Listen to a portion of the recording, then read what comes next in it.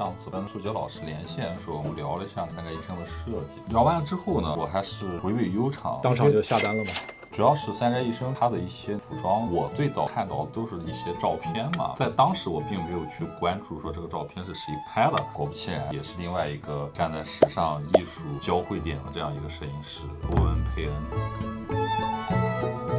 他跟三宅一生最早的合作呢，其实于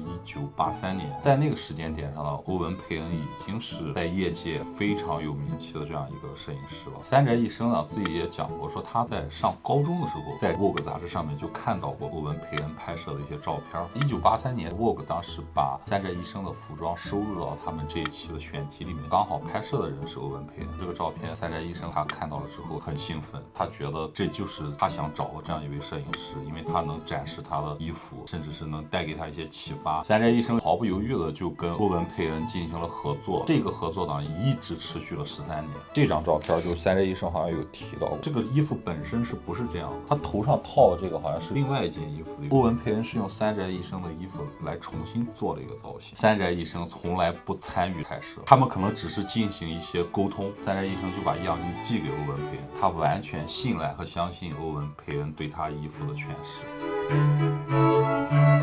欧文培恩是1917年在美国新泽西出生的，也是俄罗斯裔的犹太人，和我们前面讲那个曼琳有点相似。他从小也是去学绘画，他在学绘画的时候拜的这个老师呢，刚好就是波洛多维奇。这个人很关键，在出版、设计、摄影，包括设计教学方面，其实都有一些突出的贡献。罗伯特·弗兰克、索尔雷特可能都前前后后受到过他的一些关照或者影响。他跟波洛多维奇做了一段时间助理之后呢，欧文培恩他想去做一个画家，然后他就去了墨西哥画了1年画，但是他觉得他绘画的这个技能和水平呢，达不到他想表达的那种程度，他就果断的放弃，并且毁掉了他所有的绘画作品，又回到了纽约。这个时候就碰到另外一个贵人亚历山大·利伯曼，这个人当时是 Vogue 的艺术总监。他一开始也是去给利伯曼当助手，利伯曼就突然有一天跟欧文培恩说呢，你可以尝试自己拍点照片呀。这一句话也就点醒了欧文培恩，这就点醒了。回到刚才那个故事，他在墨西哥画画的期间，其实也带了个相机，但是他就说那是我的一个日记，就没有很认真的去对待这个事情。当时没有把摄影当做一个他的艺术表达的手段。在利伯曼的鼓励下呢，开始尝试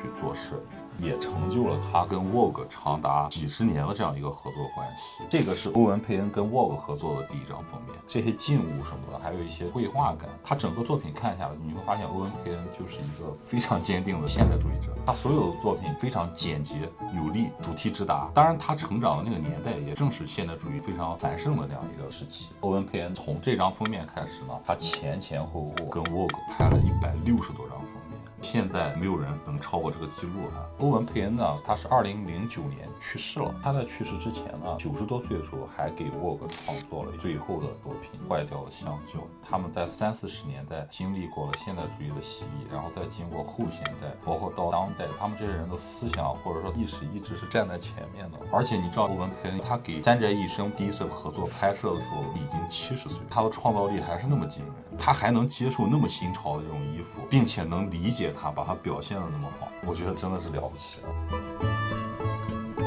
那个年代的摄影师有一些很相似的特点，除了拍这种杂志啊，拍自己作品之后呢，他们还会拍很多名人肖像，赫本、伊夫圣罗兰、德库宁、培根、杜尚。这张其实挺有意思，这张是辛迪·雪曼。辛迪·雪曼一直是以自拍著称，他会扮演各种角色，然后自己去拍自己。像这种就是辛迪·雪曼为数不多的由他人拍的这样一个作品。这个系列里面呢，有一个比较有趣的，它叫 The Corner， 它是在同一个设定里面，它是把2个板这样夹成了一个夹角，被摄者就被他安排到这个夹角的位置。欧文培恩自己解释说，当人感觉到拘束或者说被包裹着的时候，人是会感觉到有一种安全感，反而会放松，也比较容易展现出舒适的一个姿态。欧文培恩他这个人很丰富的一点呢，他利用给 Vogue 出差的机会，他会找时间拍摄当地一些民风民俗，这就构建了他另外一个很著名的系列 World in Small Room。他会现场搭一个小的拍摄环境，总是带着一些背景布啊。当他完成 Vogue 的那种光鲜亮丽的时尚的拍摄之后，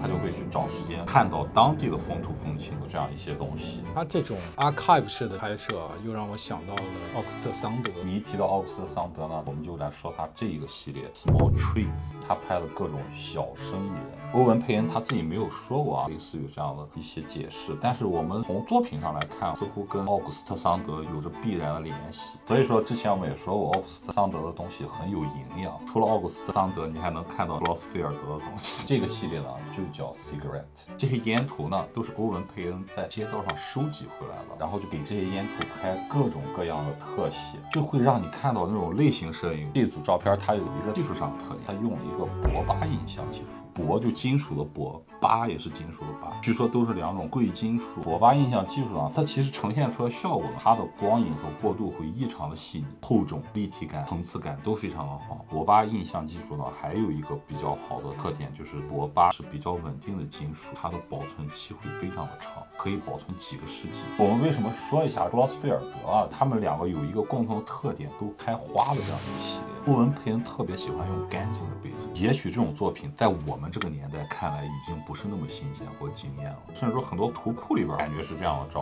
片。但是呢，我还是从欧文佩恩这些照片里边看出来那个年代的一种时髦感、审美的这种倾向，它是一种经典，你不觉得吗？我们在看杂志的时候，很经典的一些画面，给我的印象大概也是这样子。它一加文字，你就会觉得好像就是 Vogue 的标准。Vogue 这个杂志就是比较主流，像欧文佩恩这种大俗大雅的风格和 Vogue 很搭调。你有没有觉得他从去观察花卉的特点、着眼点、构图的比例、画面的构成，他的花卉和三宅一生整个设计的拍摄是有点类似的。静物也是欧文佩恩另外一个很有特点的这样一个门类吧，他自己老是会加上一些很戏剧性的东西。他整个影调呢很耐看，很现代主义的这种简洁明了。因为我们每天在social media 上面看到很多类似于这样的东西嘛，就这种方法、这种体量感拍摄静物，似乎也就是刚刚开始流行起来。其实欧文佩恩那个时候在时尚圈的摄影地位是非常高的。前迪奥总监海盗爷嘎利亚诺他说，我那个时候做设计进行不下去的时候，或者说要赶一个高定，我就不断的催我自己，动力是什么？我的这件衣服要拿去给欧文佩恩先生拍。安妮莱博维茨曾经也在采访中提到过，他受到欧文佩恩的影响非常多。现在想想不难理解，安妮莱博维茨拍人像、拍肖像、拍一些时装片，确实就路数上跟欧文佩恩有一点像。但新生代的拍时尚的这种人，他们似乎是被商业性的东西局限了更多，每个人都要承受这种商业上的压力，把它牢牢的限制在商业拍摄这个领域。所以说，欧文佩恩涵盖的这个方面比安妮莱博维茨要多很多。他到了老年又开始绘画了，这太厉害了。他的画就是你现在看看也没有过时的感觉。他的后期的这些创作也是在他原先那个体系之下的。他这个人也是内核非常稳定，虽然他涉及了很多个方面，但是从他的这个脑子蹦出来这个想法都是合理的。